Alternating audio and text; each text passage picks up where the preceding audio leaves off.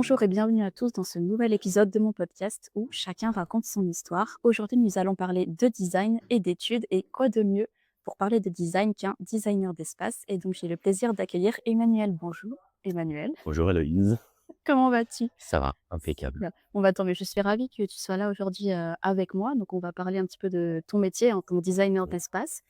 Tu es aussi professeur de design d'espace, donc Tout à fait. intervenant dans les écoles. Enseignant à l'ENAI pour le moment. Exactement. Donc du coup, le but, voilà, c'est de voir un petit peu tout ça, pendant, ce podcast, et donc du coup, qu'on parle un petit peu, voilà, dans un premier temps, je pense que ça serait bien qu'on parle de ton parcours, Oui, avec plaisir, si ouais, tu es d'accord et puis bien est-ce que sûr. tu es prêt, à commencer? Allez, c'est parti. Super, on y va alors.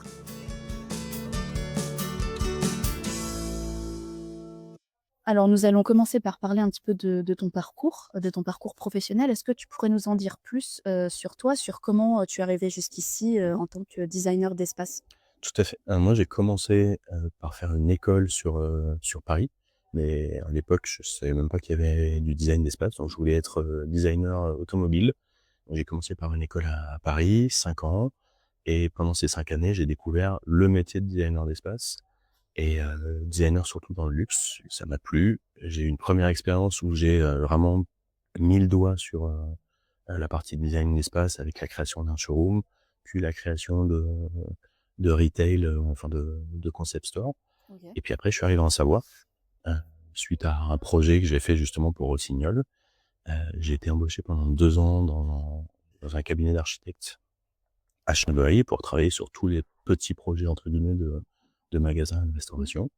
Et puis 2 ans après, comme c'était convenu avec le patron, je me suis mis à mon compte. Et depuis, 2008, je suis à mon compte et je travaille sur, des projets, aussi variés que possible OK. dans une zone géographique aussi large que possible. D'accord, donc tu as la Savoie, tu as aussi la Haute-Savoie, peut-être Et l'Isère? Lyon, l'Isère, Paris, un OK, peu Toulouse, et quels sont les projets que tu touches le plus en général, enfin depuis que, tu es à ton compte? Alors depuis que je suis à mon compte, moi je suis quasiment exclusivement sur les professionnels et on en OK. parlera peut-être. Oui, on en parlera peut-être plus Et après, bien sûr. sur les professionnels et essentiellement sur tout ce qui est retail, magasin, Mmh. bureau et restauration, hôtellerie. OK. Est-ce que tu pourrais juste, parce que je ne sais pas si tout le monde, sait ce que c'est, une petite définition du retail justement, en quoi ça consiste? Qu'est-ce que c'est? Bah, le retail en fait c'est tous les commerces, tous les magasins qu'on voit en rue en fait. OK. L'idée c'est ça, c'est, comment aménager un lieu où il y a des clients qui vont Mmh. rentrer, le parcours client, l'expérience utilisateur et cetera.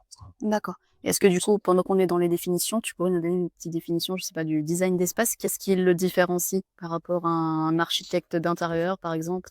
Tout à fait. Alors, donc le designer d'espace, c'est quelqu'un qui travaille sur la globalité d'un lieu, qui repense les espaces, les circulations, les flux, qui pense avant tout à un équilibre entre l'esthétique et la fonction, entre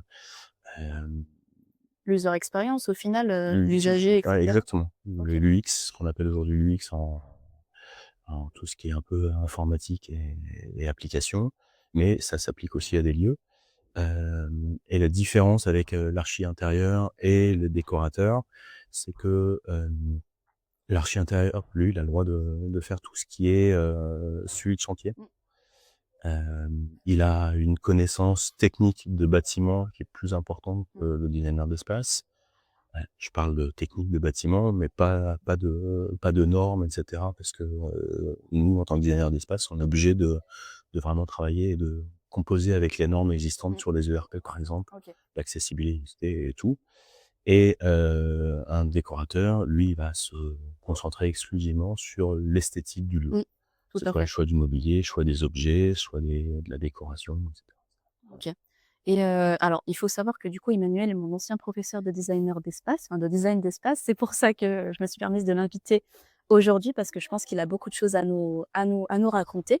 Donc tu es encore professeur, de design d'espace, enfin intervenant, alors je sais pas, Je suis toujours professeur enseignant, uniquement, enseignant. ouais. Est-ce que tu pourrais nous en dire un petit peu plus? Dans quelle école tu enseignes? Oui. Pourquoi tu as voulu faire ça? Qu'est-ce que ça t'apporte, au final d'être, Exactement. professeur? Donc je suis enseignant depuis 2014, à l'ENAI à Chambéry, Mmh. dans la section, anciennement BTS design d'espace et maintenant bachelor design d'espace. Et depuis 10-11 ans maintenant, j'accompagne les étudiants dans la réalisation de projets que je leur donne, de projets fictifs, plus ou moins fictifs, et je les aide à construire leur façon de créer, en Mmh. fait. Tout à fait. Et C'est explorer un petit peu toutes les possibilités spatiales où on a, exactement, parce ouais. qu'on a charbonné quand même, hein, faut se le dire. Je pense il y avait à peu près par an, on faisait à peu près, bien, 7 Ouais, entre projets quand même, ouais, hein, c'est c'était ça, vraiment en 2e année, vous en aviez 6 ou 7, mmh, et puis en 3e, vous en aviez 4, mmh. plus le projet pro qui est un gros Exactement, morceau. le but, c'était vraiment de nous pousser au final, Exactement. notre imaginaire et alors bien entendu, il y avait la technique, mais le but, c'était quand même plus la La conception, créativité, la ouais. Ouais, ouais, ouais. créativité, de voir le dessin aussi, vous nous poussiez aussi sur le dessin, mine de rien, parce Exactement. que c'est une école, mine de rien, artistique Ah aussi. ouais, complètement. Et donc du coup, c'était ça qui était vraiment intéressant. Moi, par exemple, j'ai fait cette école du coup avant de rentrer en architecture d'intérieur et ça m'a vraiment permis de développer, mon imagination. En Donc fait, c'est ça qui est ça intéressant. permet vraiment de ouais, moi, je m'attache à ce que les Mmh, étudiants développent leur créativité et développent leur sens mmh, critique, leur argumentaire aussi, parce que c'est mmh. super important de justifier pourquoi on dessine et on imagine ça, en Mmh. fait. Donc c'est ça que tu aimerais enfin que tu aimes transmettre à tes Moi, étudiants? c'est ce que j'aime faire, ouais. Ouais. Ouais. OK. Et concrètement, par la suite, tu espères qu'ils vont suivre une certaine voie? Enfin, comment tu vois leur suite, Moi, je leur souhaite, à partir du moment où ils sont passionnés, en fait. S'ils aiment ce métier-là, c'est un métier, extraordinaire, un métier d'écoute, un Mmh. métier de créativité, un métier, d'adaptation en permanence, mais il faut être passionné parce que, Oui, bah, c'est un métier passion. si c'est pas votre truc, il faut pas aller là-dedans. Mmh. Et il y a à peu près combien d'étudiants par an? Je pense que ça a dû évoluer, ça varie un Alors, petit en peu? design d'espace, on en a une dizaine, entre 10 et Mmh. 20. Oui. Voilà, cette année, j'en ai 10, l'année prochaine, j'en aurai 22, je crois. C'est la OK. première fois que j'en ai Oui, autant. nous on était une petite promo quand Vous même, hein. étiez 10, ouais? Ouais, on était 10. On 10, était ouais. 10, c'était vraiment pas beaucoup. Mais voilà, en général, la majorité des promos, c'est 10. OK. Ouais. Et ce qui nous per enfin moi en tout cas je l'ai vécu, enfin je l'ai vécu très bien, hein, ces années parce que concrètement on était un petit groupe Ouais. et ce qui faisait que du coup vous aviez du temps vraiment pour nous et même je pense que s'il y en a beaucoup, enfin comment on voyait la chose nous quand on était étudiants, c'était que vous preniez vraiment le temps pour chaque élève, quoi. Et c'est ça qui était bien. Quand vous C'est c'est nécessaire. c'est ça. Oui, mais aujourd'hui on peut voir Ah dans bah, certaines écoles, on c'est donne plus les possible. sujets et Ouais, puis, c'est ça. puis voilà donc là c'était intéressant. Ben, en fait, moi, c'est la manière dont j'aime Mmh. faire ce métier-là. Et si je suis venu sur ce métier-là, c'est alors au début par nécessité, parce que j'ai fait un premier workshop, par exemple, à Bellecour, à Lyon. Mmh mh. J'ai trouvé ça intéressant. Et puis, ben, c'est tombé dans une année creuse au niveau du boulot, 2014. euh, et j'ai eu besoin de financièrement Mmh. rentrer de l'argent régulièrement. Et puis je me suis pris au jeu, j'ai aimé ça et j'ai aimé transmettre. Ouais, c'est passionnant et puis ça me permet moi de garder un pied heu, dans l'actualité, dans la jeunesse, pas être complètement largué. Mmh. Je vais avoir 47 ans et pour le moment je me sens pas trop largué, donc si j'ai des enfants qui ont à peu près ton âge, voilà. Mmh. OK et donc est-ce que, là, parce que du coup, nous, ça fait enfin, moi, ça fait à peu près 5 ans que je crois que je Mmh. suis sortie, beaucoup, trop. 4, ouais. Ouais, à peu près 4-5. Et qu'est-ce que ça vous fait? Parce qu'il y a pas que moi, enfin, que vous parlez encore avec d'autres étudiants. Mmh. Qu'est-ce que ça vous fait de les voir évoluer, après votre intervention, après cette école? C'est super, moi c'est super gratifiant. La plupart des étudiants, continuent, comme toi en master et en architecture d'intérieur, pardon. Hem, mais ils gardent, enfin, grosso modo, j'ai 2-3-4 personnes par promo qui gardent contact avec moi OK. et avec qui j'ai plaisir à communiquer. Heu, dans chaque promo, j'ai des exemples, de personnes qui me donnent des nouvelles, qui je sais ce qu'ils font, on échange sur leurs projets. J'ai accompagné pas mal d'étudiants, sur leurs projets de fin d'études, de Mmh. 5e année. Voilà, c'est un plaisir en fait de vous voir tous. Ensuite, que ça soit toi sur les podcasts, mais aussi sur ce que tu fais Mmh. par ailleurs, de voir, Corentin, un ancien étudiant, être exclusivement sur la vidéo de contenu, mais qui s'épanouit. Mmh. Oui, Une forme de effectivement, on peut créativité aussi. voir sur ton compte Instagram que tu fais des Ouais. petites interviews, donc du coup, c'est Corentin C'est justement qui Corentin, ouais, partage ça. ouais. OK, de toute façon, je mettrai toute barre d'infos, pour que vous puissiez voir, son travail et ses interviews. Donc ouais, donc oui, effectivement, même moi, dans ma promo, du coup, je vois un petit peu comment les Mmh. autres évoluent et c'est hallucinant parce qu'on évolue, mais tous différemment. Oui. Comme par exemple, bah, voilà, j'ai une amie qui a monté sa propre friperie, donc ce qui a rien à voir avec le design d'espace, mais Mais on reste d'un sur le côté côté, on reste créatif. c'est ça, on On reste a toujours sur toujours le côté créatif. une fibre Mmh, créative dans ça. Et puis Élise, pour la citer, Free From Design, mmh. heu, son projet de fin d'études, c'était déjà ça. Oui, Donc on elle avait avait fait une déjà ça friperie dans une église. exactement, ouais. Donc elle était déjà dans le thème, Ouais, de la friperie. Donc c'est exactement. ça effectivement, je pense qui vous permet en fait de voir un peu tous les Mmh. étudiants. Vous étiez 2 professeurs, en tout cas avec nous, il y avait, Ouais, on est, enfin on n'est plus maintenant parce que, ça a changé, l'organisation a changé, mais on mmh, était 2 professeurs. OK. Le but avec, Jane-Marie Pétrier qui est archi elle. Mmh. Donc on avait vraiment 2 visions un peu Un peu différentes. différente, elle c'était plus, oui effectivement technique et Ouais, cetera, elle nous et guidait puis là-dessus. ouais, elle était technique et puis assez, perché, on peut le dire. Oui, non, Mmh, c'est ouais. pas péjoratif, hein. Mais du coup, ça vous forçait, je pense, à faire à prendre le meilleur Mmh, de ce qui vous intéressait à droite à gauche mmh. et puis, Oui, on avait 2 visions différentes et ce qui voilà. nous permet en plus, on vous avez pas les mêmes jours. Oui.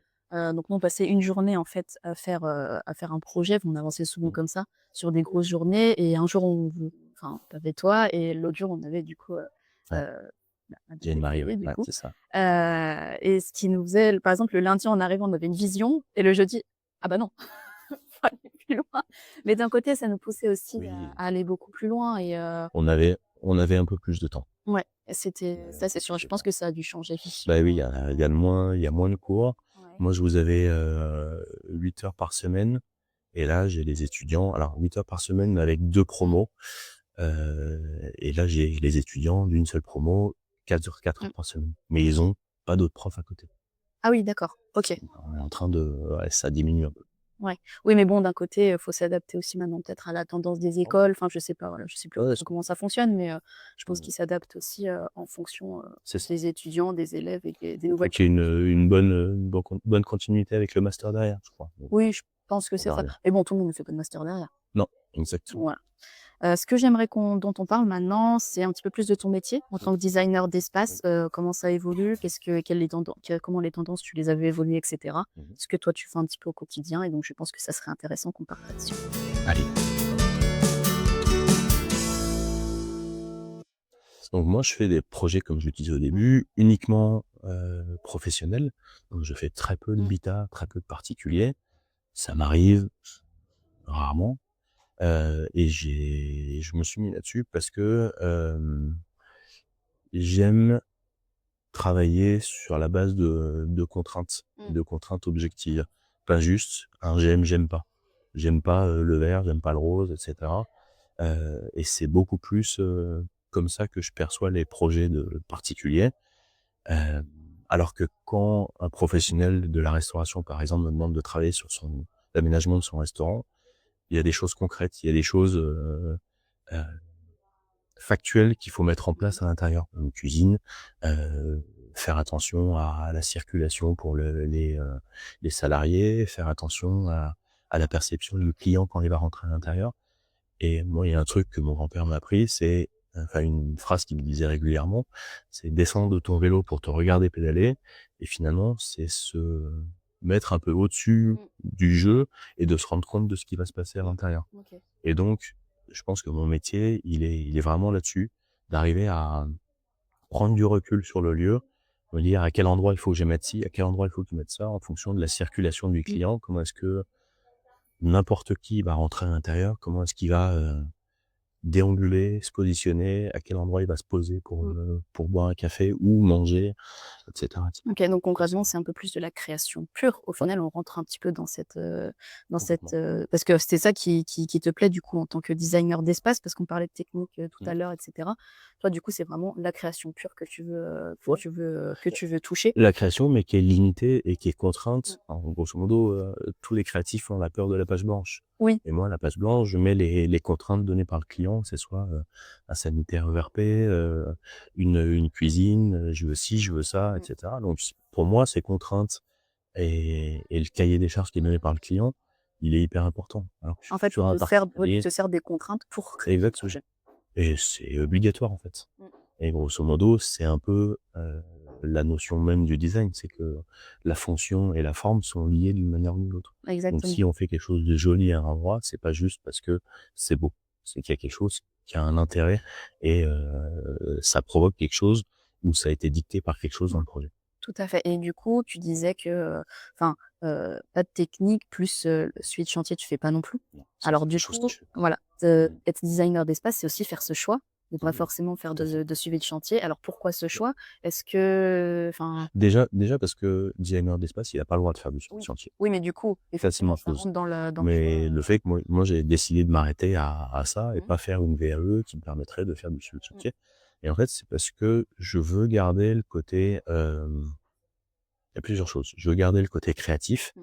Je veux pouvoir moi, c'est ce qui m'éclate, c'est de faire, de la conception, de la conception, de la conception et voir énormément de projets.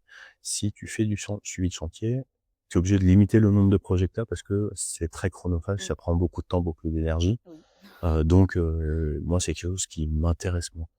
C'est pas pour autant que je ne vais jamais sur le chantier. Mmh. Oui, parce que Quand il y tu a des suis quand même un petit peu les clients, mine de enfin les clients, je les suis tout mmh, le temps de A à Z jusqu'à l'ouverture du projet et même après pour les aider à améliorer ce qui a pas été vu et ce qu'ils avaient pas mmh, anticipé ou ce que je n'ai pas moi anticipé. Donc ça, c'est pas un souci. Mais le chantier en lui-même, heu, bah, c'est beaucoup de coordination, c'est beaucoup de responsabilité sur des choses dont tu n'as même pas prise, en fait.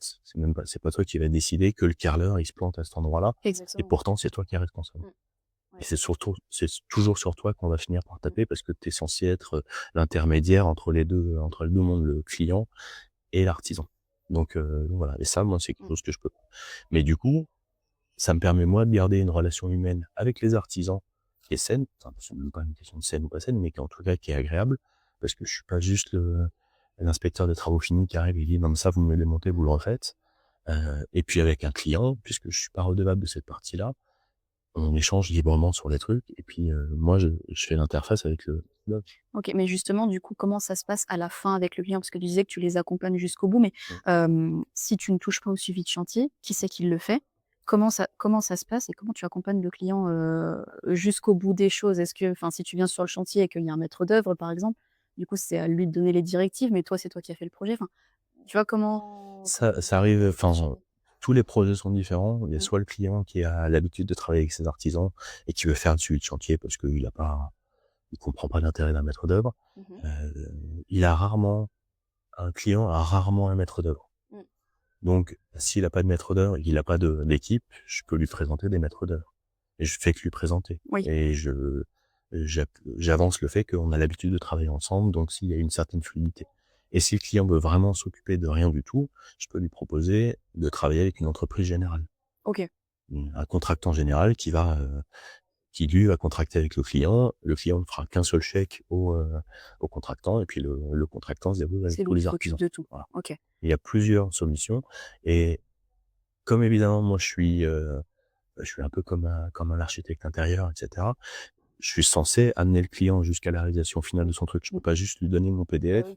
et débrouillez-vous avec Bah, ça, ça, il y démerdez-vous. en a qui le font, hein, qui Ah donnent mais ses c'est bête. PDF et Moi ça me paraît, presque pas logique et pas, honnête mmh. d'aller là-dessus. Mais si c'est clairement expliqué au client, Oui, ça peut le faire. parce que Je même pense les qu'il clients y a pas mal de pourraient juste demander des moi, ça m'est déjà arrivé que le client me demande juste le PDF et qu'après c'est lui qui gère tout par la suite. Il voulait plus de moi par la oui suite, voilà. parce qu'il avait Lui, il a déjà les artisans, on voilà, a il déjà avait la déjà tout. structure et Il avait cetera. déjà Bien tout sûr, par la suite. bien sûr. OK, donc et potentiellement, du coup, dans tous ces enfin, dans tout ton métier en Mmh. principal, quels sont les défis principaux que tu rencontres? Alors, est-ce que, du coup, le suivi de chantier, c'est un défi pour toi parce que, du coup, tu le gères pas? Enfin, comment parce que les Ça clients, ils ça peuvent rentre se dire, forcément ça ouais. rentre forcément, le défi Mmh, principal, c'est de gagner la confiance du client déjà, à la base. Le client, il est content, il te recommandera ou il retravaillera avec toi, c'est possible. Donc les défis principaux, c'est ça, c'est gagner la confiance du client, mmh, bien écouter le client pour qu'il comprenne bien et que toi tu comprennes bien ce qu'il veut. Et plus tu auras compris ce qu'il veut, plus moins tu passeras de temps sur son projet, plus tu seras efficace et cetera et cetera. Et puis après les enjeux, il y en a plein, surtout dans les ERP. oui. Donc chez les particuliers, c'est que le client à la fin soit content de son Mmh. truc.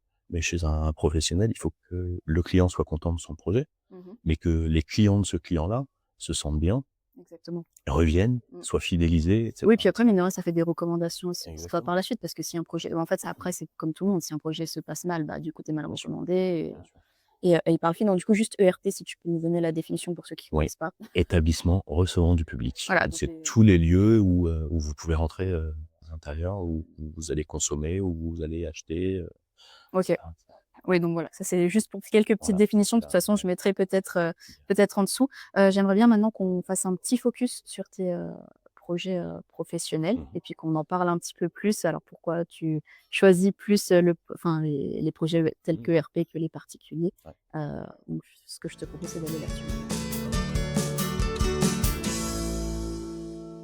De te spécialiser dans les projets professionnels. Mmh. Pourquoi ce choix et pourquoi pas plus vers les particuliers, aujourd'hui? Alors, pour plusieurs choses. La première, c'est que je me sens jamais légitime de dire à quelqu'un, pour chez lui, Mmh. qu'est-ce qu'il faut qu'il fasse. Quelle Ouais. couleur il doit mettre, et cetera, et Mmh. cetera. Donc ça, c'est la première chose. Ensuite, j'en ai fait un peu.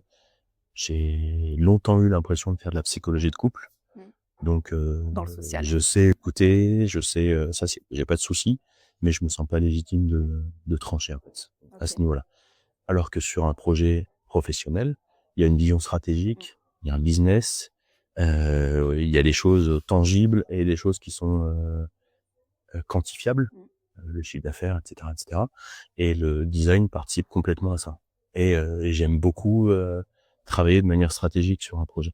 OK et concrètement, qu'est-ce que tu préfères du coup dans les projets professionnels? Est-ce que c'est plus, je sais pas, par exemple de l'hôtellerie? Est-ce que c'est plus du restaurant? Est-ce que tu as une préférence ou Non, j'ai pas de préférence. Je suis à l'aise, avec tout ce qui est magasin Mmh. parce que c'est par là que j'ai commencé. Je suis à l'aise avec les restaurants parce que je trouve que ce milieu est passionnant. Mmh. C'est des Enfin, pour la plupart, c'est des gens passionnés, Mmh. beaucoup plus que dans le commerce, dans le retail. Et j'aime beaucoup l'hôtellerie, donc OK. voilà. Est-ce que tu pourrais nous citer peut-être deux trois projets, que tu as fait? Ouais. Par exemple, les premiers projets, peut-être ça pourrait être intéressant, puis peut-être qu'après on pourra en Alors débattre. les premiers projets, en restauration qui m'ont vraiment marqué, c'était, L'Or du Temps et l'Effet Bœuf à Chambéry. Donc ça, Mmh. c'était mes premiers projets quand j'étais à mon compte, direct. Ensuite, les projets qui m'ont marqué, c'est mon premier gros hôtel, Mmh. Alparena à La Rosière. Et la Rosière, juste ça se situe où pour, La Rosière, on est juste au-dessus de Bourg-Saint-Maurice en allant vers, Tignes-Val d'Isère, donc OK, donc en Savoie c'est du en coup. station, en Savoie, exactement.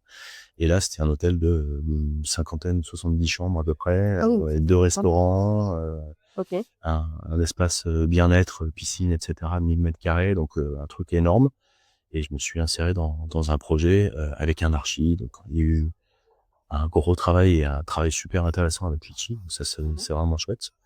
Et puis après, la mise en place d'une identité, comment rentrer l'identité à l'intérieur de chaque élément, quelle histoire on raconte, tirer le fil rouge de l'histoire pour aller jusqu'au bout et être le plus cohérent possible. Donc c'est super. Et puis, aujourd'hui, aller dans l'hôtel et passer un moment, C'est pas c'est mal. génial, ouais. Ouais.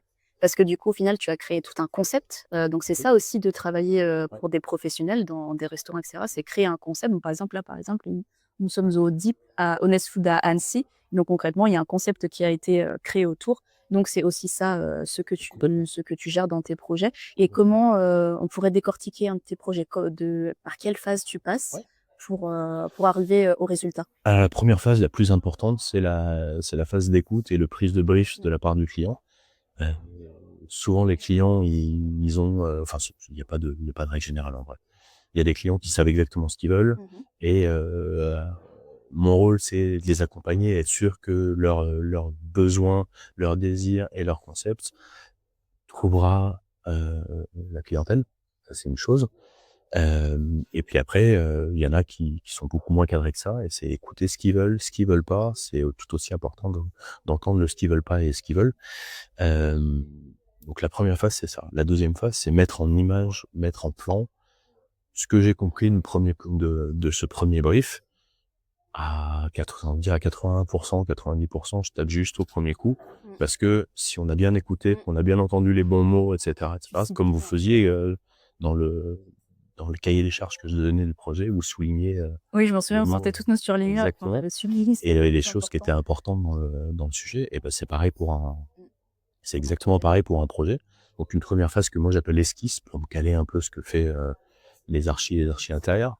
Et, et ensuite, une fois que cette phase est validée, donc elle contient des plans, elle contient des images de tendance dans lesquelles des mots-clés aussi dans lesquels je veux ancrer le projet. Et une fois que ça s'est validé et présenté au client, je passe sur la phase projet. Donc j'ai pas fait APS, APD comme on Oui, dit comme nous, l'architecte. ouais, ouais, comme Je nous. fais la phase projet et sur cette phase projet, ben, je décline le projet complètement avec détermination des sols, des murs, des plafonds, l'éclairage, dessin du mobilier sur mesure, du bar, de la caisse d'accueil, enfin du desk d'accueil, etc. Toutes les sélections nécessaires et puis la réalisation d'une 3D. Alors je vais pas jusqu'à une 3D photoréaliste comme tu fais, qui donne vraiment l'image finale au client, parce que ça c'est très chronophage et puis Ça prend du temps. ça prend du temps énormément et c'est très, désolé pour le terme, casse-gueule, parce qu'en fait Ouais. si le client il aime pas ce petit truc, On lui va il a changer. l'impression exactement, et il a l'impression que en 2 clics c'est fini, comme sur Alors son que pas du configurateur de tout. WordPress. Ouais, alors que pas du tout. Exactement. Pas du Et donc ça, moi j'ai complètement arrêté ce truc-là. Au début j'en ai fait beaucoup. Je fais des 3D SketchUp ou tout. que tout le monde connaît, qui permettent de se rendre compte du volume, parce que je me suis rendu compte qu'en fait les clients n'arrivaient pas à se projeter dans un volume beaucoup plus que dans une ambiance. Exactement. C'est-à-dire que si on met du marron sur un meuble et qu'on lui montre que ce marron-là c'est le chêne qui est là, Mmh. ça lui va, ça lui suffit. Mmh. Et limite, il est presque plus content de voir la réalisation finale quand il a eu ça que quand il a eu une 3D. Effectivement. Mmh. Voilà. Alors, effectivement et du coup, alors moi je propose ça aussi parce que donc je suis en freelance donc forcément du coup, j'ai des professionnels qui me payent, pour faire ça. Mais effectivement, on voit la différence, de dire par exemple, il y a un tableau que les clients n'aiment pas. «Ah mais ce tableau, mais c'est pas le mien». Bah oui. Beh oui, mais c'est juste pour montrer la 3D en fait, sauf que Ils vont certains s'arrêter au ce que je moindre comprends. détail. Oui, mais ce C'est que je ça. comprends Oui, totalement tout parce à que fait, tout mine à de fait. rien, je pense qu'on les met dans une 3D, réaliste, donc ils s'attendent forcément à ce qu'il y ait tout, C'est ça. de réaliste et que ça soit comme une, En fait, plus ce sera réaliste, mmh, plus ils vont se projeter dedans exactement. et plus les petits détails leur iront Mmh. pas. Exactement et Donc du voilà. coup, chez les professionnels, il y a forcément des choses qui évoluent au fil Oui. du temps. Comment tu as fait pour gérer tout ça? Parce que les restaurants, quand même, on en sait, il y a 10 ans, bah, c'est plus les mêmes que Exactement. Mais en fait, c'est ça qui est super intéressant, moi, je trouve, dans les projets mmh, professionnels, c'est de sentir les tendances, mais pas les tendances qu'on trouve à Maison Objet, mmh, les tendances sociétales.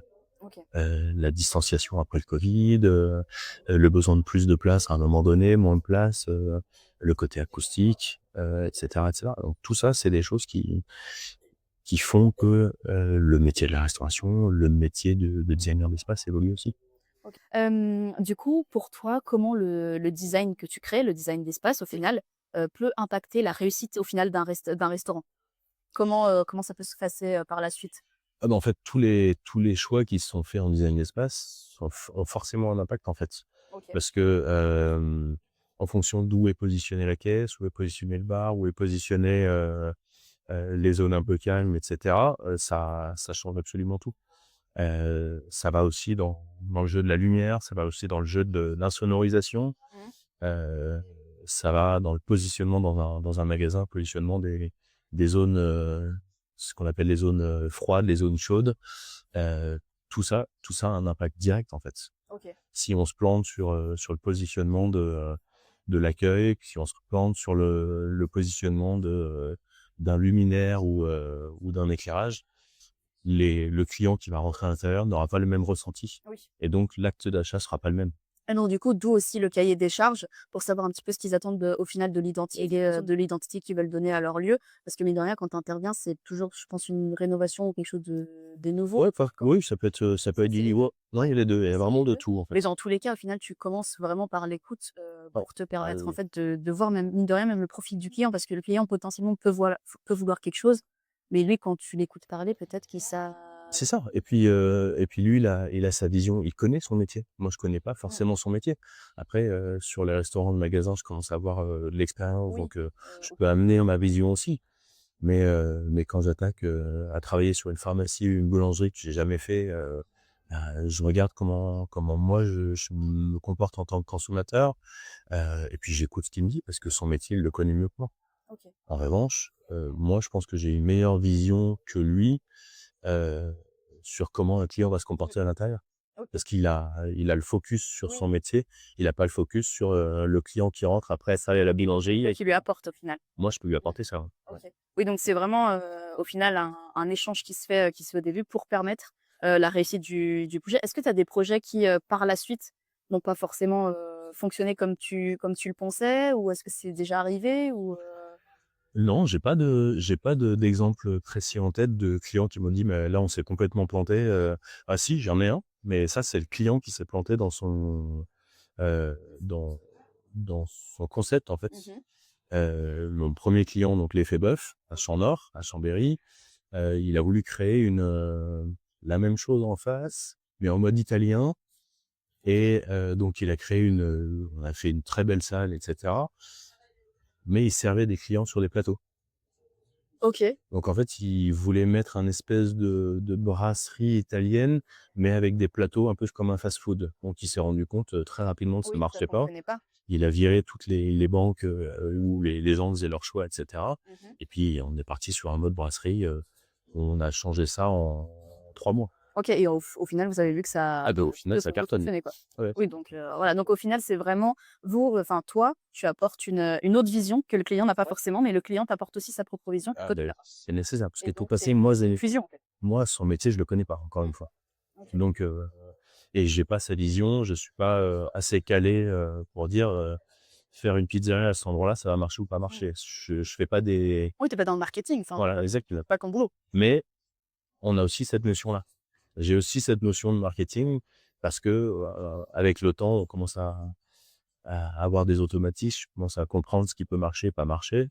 Mon client de l'or du temps, qui était un gastronomique, sur Chambéry, au bout de 10 ans, non même pas, 8 ans, il a vu son chiffre d'affaires descendait et il nous a demandé avec Adrien Madelon, qui fait tout ce qui est identité graphique, «Est-ce que vous pensez que faire un italien, une pizzeria à cet endroit, ça peut marcher?» OK. Et là, on a réfléchi et on est parti là-dessus Oui, mais et vous avez quand même vu tout le lieu, mais d'un côté, c'est pas exactement. votre centre de prédilection. Ah non, C'est non, pas ce que non. vous faites tout le temps, mais vous le prenez quand même. Complètement. OK, donc ça, c'est quand même, c'est bien de savoir ça, de dire que, ben, en fait, au final, dans le design d'espace, il y a aussi tout ça qui rentre en compte. Moi, ce que j'aimerais qu'on partage maintenant, c'est, l'inspiration et la transmission. Qu'est-ce que tu aimerais transmettre, aux étudiants, tes inspirations, enfin, comment tu t'inspires et cetera? Du coup, j'aimerais qu'on parle un petit peu de tes inspirations, comment tu t'inspires, au quotidien, du coup, en tant que créatif, parce que tu es un créatif. Où c'est que tu puisses tes inspirations? Est-ce que, par exemple, je sais pas, est-ce que tu fais des balades? Est-ce que tu fais du sport? Est-ce que, je sais pas, est-ce que tu lis des magazines? Comment ça se passe? Bah, l'inspiration, elle vient enfin pour moi, elle vient de tout, Mmh. tout le temps et partout. OK. Vraiment, que ce soit, comme tu dis, en se baladant, en ville, en se baladant, en forêt, n'importe, vraiment, de partout. J'ai pas d'artiste de prédilection, j'ai pas de c'est de la culture générale, que je me suis formé depuis que je suis dans le monde du design, c'est-à-dire Mmh. depuis, 1997, 80, ouais, Je 96 même, n'étais pas née. voilà. Mais ouais, c'est des banques d'images que je me crée, au gré de mes visites sur internet, c'est des photos que je prends à la volée avec mon téléphone, heu, dans des pérégrinations à Paris, partout en fait, Mmh. heu, des expositions évidemment. Il faut être curieux, je pense que, Ah bah, de toute façon, c'est obligatoire c'est dans un un métier peu, créatif comme ça. c'est un peu la base du Mmh. truc, être curieux et savoir écouter et les inspirations, elles viennent de tout, Mmh. de partout, tout le temps.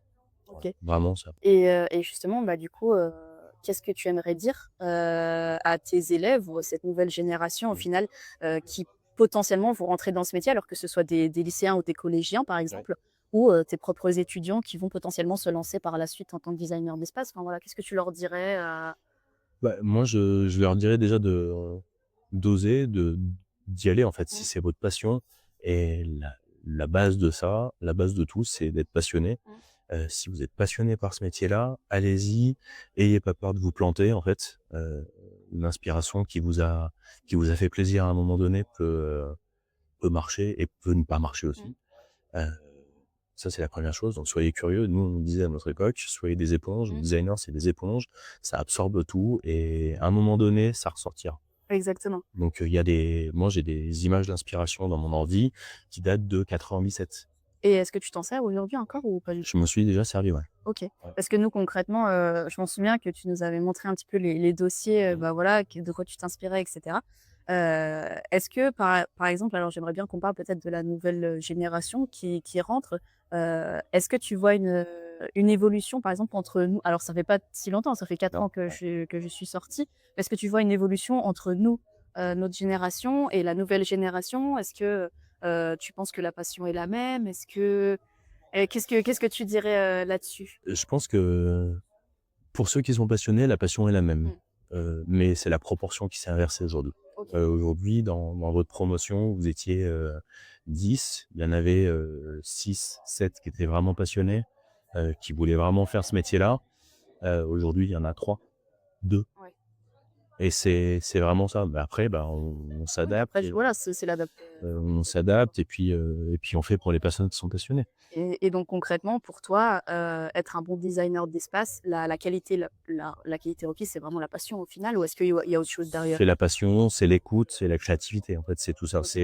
C'est tout mélanger et comprendre que, bah, en fait, designer, c'est, avant tout écouter ce que les gens disent, écouter les tendances, se renseigner, s'informer, lire, les tendances, que ce soit les tendances esthétiques, les tendances, sociétales, les tendances, bah, du métier dans lequel vous êtes et cetera. Il y a un truc qui est apparu après le covid, c'est que dans la restauration, ils ont un gros problème pour fidéliser et garder leurs salariés. Mmh. Donc ils OK. ont dû revoir leur façon de faire, en fait. Exactement. Revoir leur management, revoir tout ça et même ça, en designer d'espace, on est obligé d'en tenir compte. Mmh. Parce que, là où à l'époque le vestiaire, c'était un endroit où on mettait du carrelage et puis terminé, on essaie de faire un peu mieux et un peu plus fonctionnel pour que ce soit plus simple pour les employés. Oui et puis au final que même si voilà, au début on disait que les employés, ils sont salariés donc ils font leur taf, ils sont enfermés dans un bureau C'est ça. toute la journée. Mmh. Alors qu'au final, bah, non, Non, chaque non. métier devrait être une passion et j'en ai déjà parlé, dans le premier épisode du podcast, je crois. Justement, on disait que chaque métier devrait être un métier passion parce que sinon sans ça, en fait, 20 ans dans le même métier, c'est impossible. Ouais et puis 20 ans, c'est une chose, 40 ans. Parce qu'une carrière, c'est 40 ans. Oui. Je pense que ouais, alors être passionné, c'est la meilleure chose pour passer ces 40 années de carrière, le plus simplement Mmh. possible, le plus agréablement possible même. Exactement et donc Se du mettre coup à l'abri des burn-out et cetera, bah, oui, c'est mais aujourd'hui, c'est ça ça qui fuse va faire. comme des petits pains. Les Bah, c'est burn-out, clair, c'est hallucinant, c'est clair. mais après, il faut aussi se poser la question de dire: «Mais pourquoi ils sont là?» Voilà, c'est aussi ça qui rentre en jeu. Voilà. Moi, j'aimerais alors un petit dernier mot, je pense pour la fin, parce que ce podcast, du coup, touche à sa fin. J'aimerais que tu donnes un conseil, alors pas aux étudiants, Mmh mh. mais potentiellement aux lycéens et aux collégiens qui cherchent leur voie. Qu'est-ce que tu leur dirais? Est-ce que tu aurais un conseil à leur donner pour chercher leur voie? Que ce soit dans le design ou non, hein, mais est-ce que tu aurais un petit conseil à leur donner? C'est super compliqué. Enfin, moi, j'ai ma fille qui est en première, Mmh. mon fils qui est en troisième année d'école. C'est super compliqué de trouver sa voie. Ce qu'il faut, c'est écouter ce qu'on aime, heu et puis je pense qu'aujourd'hui, plus à l'époque de mes parents et de mon époque, il y a des voies qui sont de plus en plus ouvertes, en fait. On peut se créer ses propres métiers, mais pour le moment, au lycée on nous demande de rentrer dans des cases parce que, les études, c'est des cases. Oui, bah, c'est ça. C'est compliqué quand tu es au lycée de voir au-delà, mais il faut déjà faire ce que tu aimes, en Mmh. fait. Aller vers un truc, vers une matière que tu aimes et puis, les études supérieures se chargeront de te montrer les différentes voies, en fait. De te Moi, guider, je sais depuis la cinquième, je voulais faire designer, transport, enfin Mmh. designer automobile Oui, automobile, comme tu nous as dit. et puis au fur et à mesure, ben, je me suis accroché à ça. J'étais pas du tout scientifique. Le conseiller d'orientation m'a dit, «Designer industriel, c'est industriel, donc c'est Mmh. scientifique». Bah, j'ai dû faire un bac S, un ancien bac E, alors que, je sais pas faire, en fait. Oui. Mais j'y suis allé parce qu'on m'a dit que c'est ce qu'il fallait faire. Et puis, après, je me suis éclaté dans mon école à Paris. Mais dans cette école, j'ai découvert d'autres voies. Mmh. Et ces autres voies m'ont permis de me dire, en fait, c'est pas le design transport que je veux faire parce que, pour telle et telle raison. Déjà, la première, c'est que j'étais pas assez fort en dessin. Et puis après, je me suis rendu compte que j'aimais d'autres choses. Oui et puis au final, tous ces autres choses t'ont apporté, ce que tu es C'est aujourd'hui ça. et ce que tu es en tant que Et ça m'aide. espace. Et peut-être qu'un jour, je reviendrai, dans le design transport, design, Oui, voilà. automobile, designer tailleur, en Tu fait. n'es pas obligé de te cantonner à un seul métier. Aujourd'hui, en plus, on a Exactement. plein de possibilités. Donc vraiment, on Exactement. peut Ouais, tout ouais. je pense qu'aujourd'hui, on est sur une phase où, un métier se fait en 5 ans et puis après tu changes et puis après tu rechanges. Alors moi, je vois des non, mais c'est ce qui est possible, hein, Je pense qu'effectivement, je pense votre qu'aujourd'hui, génération a ouais, plus on est plus ce comme ça, truc-là. Nous, effectivement. on est plus sur un cycle de 15-20 ans. Oui, vous rentrez dans le métier puis après vous restez sur, 15-20 ans, mais Et ouais, mes comme parents, c'était ça. Ils sont restés sur 40 ans de carrière. Je pense que nous, on est sur la génération où on va faire 20 ans, 20 ans, et eux, vous allez être sur 10-15 ans, 10-15 ans, 10-15 ans, quoi. exactement. Voilà. Oui, mais d'un côté, ça nous apporte plein d'expériences, différentes. C'est un conseil que je donne. Je pense qu'effectivement, la passion va vous permettre de rester plus longtemps dans un secteur. Et plus vous allez rester longtemps dans un secteur, plus vous allez vous sentir bien, parce que vous allez vous sentir légitime dans le truc. Tout à Si fait. vous changez tous les 5 ans, vous allez devoir apprendre tous les À 5 ans, chaque et au fois bout se d'un former certain de plus temps, en plus. on fatigue d'apprendre, en fait. Exactement, Voilà. exactement. En tout cas, merci beaucoup pour, cette intervention. J'ai été ravie de t'avoir avec moi, dans ce 4 ans après. podcast. 4 ans après, exactement. Non, mais du coup, voilà, c'est super bien. Moi, je trouve ça, vraiment top qu'on puisse, continuer à se parler comme on le fait parce que mine de rien, bah, tu me donnes aussi des conseils, dans mon métier, Mmh. parce que je suis encore toute jeune, hein, mine de rien aussi dans le métier donc c'est toujours intéressant. Donc moi, dans cet épisode, ce que j'ai trouvé bien, c'est que vraiment tu nous as partagé, ton parcours de A à Z. Mmh. J'aimerais bien aussi que les auditeurs, bah, vous nous disiez au final, ce que vous en avez, pensé de tout ça. J'aimerais juste que tu nous dises un petit peu où c'est qu'on peut te trouver, sur Instagram et Ouais. cetera, Alors moi sur Instagram, j'ai une page Instagram et j'ai un site internet. OK, Voilà. d'accord. Bah, du coup, on donnera Oui, on pourra tout tous mettre les dans le liens, il y a en pas de description. du coup, je vous invite, bah, à nous suivre, enfin, à suivre Emmanuel, du coup, sur ses réseaux sociaux, sur son site internet, mais aussi à me suivre si vous voulez voir plus d'épisodes, donc sur YouTube, sur Spotify, Deezer et cetera, mais aussi sur Instagram, car il y a tous, les épisodes, qui passeront, des petits teasers et cetera et donc merci à tous de nous avoir écoutés et je vous dis à bientôt pour un prochain épisode. À bientôt Emmanuel. À bientôt. Merci Héloïse. Avec plaisir.